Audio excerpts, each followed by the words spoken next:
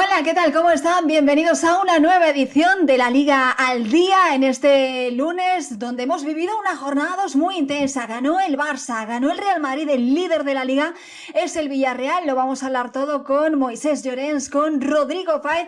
Y este es el menú que les tenemos preparado para hoy, para esta edición de la Liga al Día. Remontada de grande, el Barça de Hansi Flick remontó en el Ciudad de Valencia en un partido sufrido en la primera parte para los azulgrana.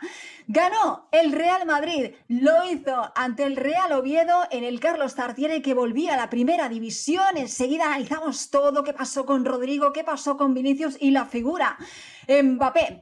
Y en nuestro segmento de la bronca, titular indiscutido, hablamos de Franco Mastantuono, titular en el segundo partido. Uno de los fichajes estrella del Real Madrid se ha ganado sin duda a Xabi Alonso. Tenemos esto y tenemos mucho más, así que sin perder más tiempo, nos metemos ya de lleno en el debate y empezamos hablando de esa remontada épica, de ese gen ganador que tiene el Fútbol Club Barcelona de Hansi Flick, que sufrió en la primera parte, se encontró con un 2-0 en contra, pero remontó y en el descuento, con un centro rosca de Lamine Yamal y ese gol en propia puerta de un defensa del Levante, consiguió los 3 puntos. Moisés, Rodri, empiezo contigo. Moy, ¿qué te pareció? ¿Cómo se ha vivido esta remontada? No es la primera que vemos del Barça de Hansi Flick. En la pasada temporada vimos alguna. ¿Cómo se ha vivido esta remontada del Barça? ¿Qué pasa, Anita? ¿Cómo estás? Bienvenida a la Liga al Día. La presidenta deja el listón alto. Espero que... Mucho, ¿eh? Estoy nerviosa. Pues estate tranquila, que estás aquí con Pompov y Teddy y esto lo arreglamos rápido. Tú no te preocupes. Hola, Rodri. Perfecto. A toda la audiencia, a todos los haters, a todos los compañeros, obviamente. Bueno, pues se vivió con un sabor raro. Porque el Barça funciona, porque el Barça sigue siendo muy competitivo, porque el Barça sigue teniendo esa ambición que Hansi Flick les ha inculcado a la plantilla, a la joven plantilla, desde un primer momento. Digo lo de joven porque el más veterano del equipo titular el otro día tenía 28 años, que era Rafinha. Yo creo que eso es un muy buen dato para ver la transformación de edad que está teniendo la plantilla del Barça. Pero es verdad que el Barça hace, yo creo que un buen partido, un partido aceptable, lejos del nivel que se espera. Es verdad que estamos en el arranque de la temporada y que estos primeros partidos cuestan a todos, por mucho que el año pasado hubieses ganado la Liga o hubieses ganado grandes torneos. Y pese a que el Barça tiene sigue teniendo ese hambre, sigue teniendo esas sensaciones por querer ganar o por querer seguir ganando, a nivel defensivo deja dudas, porque el Villarreal, el Levante le enganchó en 2 contras, en una fue gol, en otra provocó un penalti. Digamos que penalti, ya hablaremos, ¿no?, si fue penalti o qué creemos, si fue penalti o no, o a lo mejor no hablamos de eso. Pero en la segunda parte también el Levante tuvo 2 opciones más, ¿no?, de llegar mano a mano ante Joan García, que respondió muy bien, ¿no?, a las acometidas del Levante. Por lo tanto, se consiguió lo importante, que eran los puntos. Se consiguió algo muy interesante, que era la reacción del equipo tras el 0-2, el 2-0 con el que se llegó al descanso. Pero Hansi Flick y la plantilla sabe que quedan muchas cosas aún para matizar, teniendo en cuenta que en pocas semanas arranca de nuevo la Champions. Barcelona, que ha ganado 2 partidos más de los que ha perdido cuando pierde por 2 o más goles en todas las competiciones en la era de este hombre, de Hansi Flick, que también tuvo mucho que ver en esa remontada por los cambios. Luego lo vamos a analizar, pero Rodri, ¿cómo ha caído esto por la capital de España? Y sobre todo, ¿cuál es tu opinión acerca de esta remontada del Barça? Se quejó Hansi Flick en el primer partido de la segunda parte de su equipo, no le gustó en Mallorca, y aquí lo vimos al revés, ¿no? Quizá una primera parte un poquito más dudosa del Barça y una segunda parte con 2 goles en apenas 3 minutos y con ese último gol en el descuento para darle la victoria. ¿Qué tal, Ana? El saludo para ti, para Moy, para toda la gente que nos está viendo. A ver, sí que es cierto que al final llevas 2 jornadas y es pronto todavía para sacar conclusiones, pero sí que es cierto que empieza a tener mucho sentido aquellas palabras en la primera jornada, después de la victoria en Mallorca de Hansi Flick, de que su equipo de momento no tiene esa constancia que igual sí que tenía la temporada pasada, de hacer todos los 90 minutos de un partido de forma constante y regular, ¿no? Yo creo que eso también lo achaco a que estamos al inicio de de la campaña, de que el Barça seguramente, al igual que le pasa al Madrid, son equipos que tienen una calidad tremenda y que saben que tarde o temprano acaban remontando el 90% de los partidos que empiezan palmando.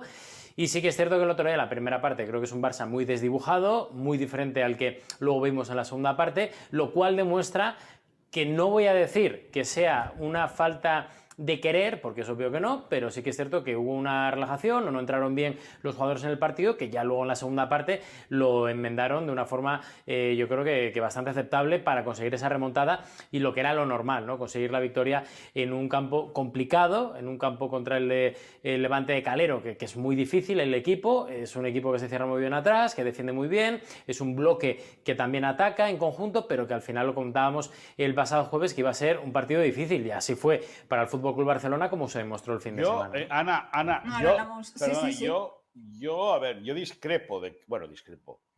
Yo tengo una visión diferente, es decir, yo creo que el Barça de la primera a la segunda parte, o de la segunda a la primera, lo que le cambia es la pegada. Porque en la primera parte el Barça se va con un resultado 2-0, yo creo que es un resultado muy engañoso, porque es verdad que el Barça se equivoca atrás y lo paga muy caro, pero es cierto que, que el Barça tuvo llegadas y hizo intervenir al portero Campos del Levante. Es decir, al final Ferran Torres estrella un balón en el palo.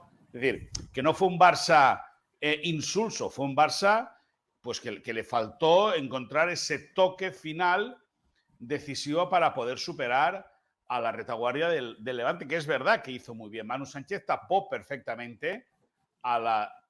lo tenía controladísimo. Es decir, yo digo que lo amargó porque es verdad que Lamine aún es muy joven como para caer en esas frustraciones, y Lamine es un jugador que si no le sale no se esconde. Él lo vuelve a intentar, lo vuelve a probar, lo vuelve a percutir, vuelve a probarlo, así y así, y no se cansa.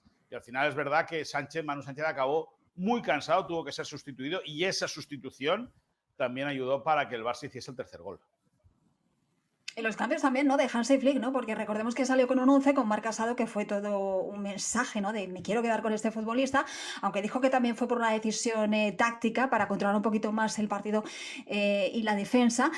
También vimos a Rashford de titular, quizá de más a menos, no sé qué opináis, Rodri, y luego el tema de los cambios, ya que introduce la segunda mitad y luego al final acaba con una defensa de 3, mete a Lewandowski, jugando también con Ferran, ¿no? Donde vimos esa remontada. Hansi Flick, intervencionista, ¿no, Rodri? Sí, es un técnico que en las segundas partes suele mejorar lo que no acaba de funcionar, ¿no? En ese aspecto creo que no hay dudas con el técnico alemán. Ahora sí que es cierto que a mí me gustaría particularizar en lo de Rashford, ¿no? Me da la sensación de que todavía tiene dentro de sí esa falta de autoconfianza que creo que va a ser necesaria para que el jugador explote sus virtudes, si es que las acaba explotando, porque tiene ese rol que es normal, porque vienes de un equipo campeón, durante la temporada pasada tienes por delante a gente como Rafinha, etcétera, y tienes que ganarte el puesto, ¿no? Pero me da la sensación de que le falta confianza y que el año pasado la cesión en el Aston Villa no le vino mal del todo para quitarse de ciertos sanbenitos que tenía en el United, pero que me da la sensación de que vuelve otra vez sobre sus pasos en el Fútbol Club Barcelona, porque no tiene esa seguridad de decir voy a ser titular todos y cada uno de los partidos, tengo que ganármelo como si fuera uno nuevo, porque es uno nuevo, el recién llegado, y ahí sí que es cierto que a nivel individual creo que tiene cositas que pueden ser muy interesantes para Hansi Flick. Ya no es la polivalencia de poder jugar en un 4-4-2, de jugar en punta, de jugar en ese 4-3-3 más tirado a banda, etc. Tiene disparo, tanto desde fuera como desde dentro del área. Creo que es un jugador muy apetecible, pero que si no logra tener esa confianza propia, creo que va a tener un problema el Barça, ¿no? Y volvemos al tema de la defensa, porque te escuchaba en el post del partido con los chicos contar, Moy, que le va a tener que dar una vuelta de tuerca a la defensa, ¿no? Hansi Flick, tú mencionabas los problemas que tuvo el Barça en defensa, qué pasa con Araujo, qué pasa también con el tema de Eric García y Koundé, ¿no? Que parece que le ha ganado la partida al lateral que acaba de renovar y que era una pieza indiscutible y uno de los mejores la pasada temporada. ¿Qué tiene que retocar en defensa este Barça? Yo creo que al final, hablando con gente del cuerpo técnico, nadie se escandaliza. Y el primero, por ejemplo, que entiende que ahora Eric sea titular en el lateral es el propio Koundé. Minutos habrán para todos y momentos en la temporada deberán tener todo el mundo, porque este va a ser un curso muy largo que va a estar trufado al final de curso con la disputa del Mundial. Y todo el mundo va a querer estar en el Mundial. Y todo el mundo va a querer llegar en las mejores condiciones a la Copa del Mundo de Norteamérica, ¿no? De Canadá, Estados Unidos y de México. ¿Qué debe hacer? Bueno, pues acabar de calibrarlo bien. Cierto es que poniendo a Cubarsí en el central, en el perfil zurdo, pierde en el diestro porque Cubarsí saca muy bien el balón y en el zurdo Cubarsí no tiene la capacidad de marca que sí que podría tener en el otro costado. Araujo, que juega por la derecha, pues él tiene otras características muy, muy buenas, pero no de ellas la salida del balón. Por lo tanto, vamos a ver si Hansi Flick sigue apostando por esta pareja de centrales, si la cambia de posición a Cubarsí por la derecha y a Araujo por la izquierda, en el perfil zurdo. También cabe la posibilidad, que así acabó, con un cambio de dibujo. Luego ya hablaremos de la relevancia y de la importancia de Hansi Flick dentro del vestuario y cómo ven los futbolistas. Eso lo hablaremos más adelante en los Insiders. Cabe la posibilidad de que Andreas Christensen vuelva a jugar en el eje. Acabó el partido en una posición de 3-3-4, es decir, 3 defensas, 3 medios y 4 atacantes. En la cabeza ofensiva de Hansi Flick quiere más atacantes que defensas, pero sabe que la retaguardia es muy importante y entiende que mientras en la parte izquierda, con Alejandro Balde y con Jofre Torrens, tiene 2 tíos muy jóvenes, capaces de todo, por la izquierda ni Eric ni Koundé son laterales diestros específicos. Y de ahí que va a venir el cambio constante de piezas. A ver cómo calibra esto, del lateral, Hansi Flick, que es un buen gestor de la plantilla y del vestuario. Rodri, la sombra de Íñigo Martínez es muy alargada, ¿te lo parece? Para mí sí. Es que creo que es una baja muy importante para el Fútbol Club Barcelona. Luego, está claro que si los sustitutos, digamos, tanto Christensen, a pesar de que pueda jugar un poco más adelantado, Araujo, etc., si están a la altura, de ellos va a depender si esa sombra es más o menos alargada. Pero lo que está claro es que es un jugador importantísimo. El año pasado era titular indiscutible, junto con Cubarsí. Yo creo que hizo una temporada tremenda, una grandísima asociación. 2 centrales que no obviamente iban a marcar época, pero por parte de Íñigo yo creo que complementaba muy bien a Cubarsí por el hecho de que la falta de experiencia o de edad que tenía uno la suplía al otro y sobre todo el rendimiento andaban muy parejos. Yo creo que es muy, muy alargada y veremos a ver si esto dentro de 1 o 2 meses se hace más o menos corta la sombra, pero lo que está claro es que es una venta que, entendiendo la necesidad económica del Barça, que otra temporada más anda con el puzzle y con malabares para intentar cuadrar el techo salarial, etcétera, que tienes que hacer, pero obviamente en el terreno deportivo es algo que resienta al equipo. Antes de hablar de otros temas, te voy a preguntar rápido, Moy, porque es actualidad del Fútbol Club Barcelona, ¿dónde va a jugar el Barça el primer partido como local? Porque finalmente no se puede hacer ese trueque, ¿no?, de que se juegue en Mestalla. A día de hoy, ahora mismo, Montilivi es el estadio que podría albergar ese partido. ¿O qué va a pasar? Montilivi es una opción, la última de las opciones, pero es una opción real y factible. El Barça no puede jugar en el Johan Cruyff por la capacidad y porque la Liga pretende que los estadios tengan una mínima capacidad de más de 10.000 espectadores. No es el caso del estadio donde juega el filial del Barça o el femenino o el equipo femenino. Cabe la posibilidad de que sea en el Camp Nou, porque a lo largo de esta semana el Barça debería recibir la autorización de obras para la apertura, que dependerá del informe definitivo que haga el ayuntamiento. Y eso posiblemente lo sepamos el jueves.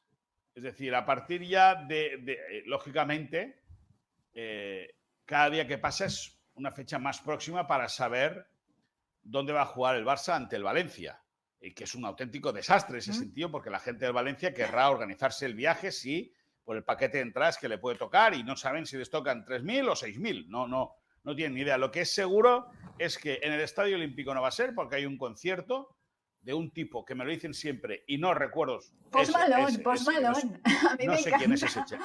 Yo iría No al sé concierto, quién es ese señor, no tengo el gusto.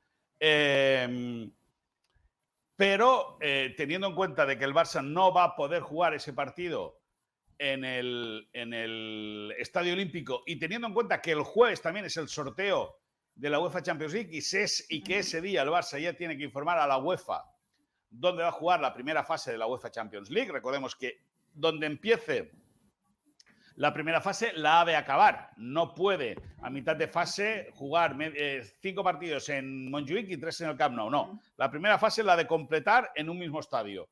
Por lo tanto, si mañana y el miércoles el Barça avanza con el ayuntamiento con ese permiso de obra y la autorización por parte del consistorio barcelonés de poder jugar, pues sería en el Camp Nou. Si no, yo no desaprobaría, no descartaría para nada que el Barça viajase hasta Montilivi para jugar contra Valencia. Ya luego en Champions veremos si en el Camp Nou o en el Estadio Olímpico.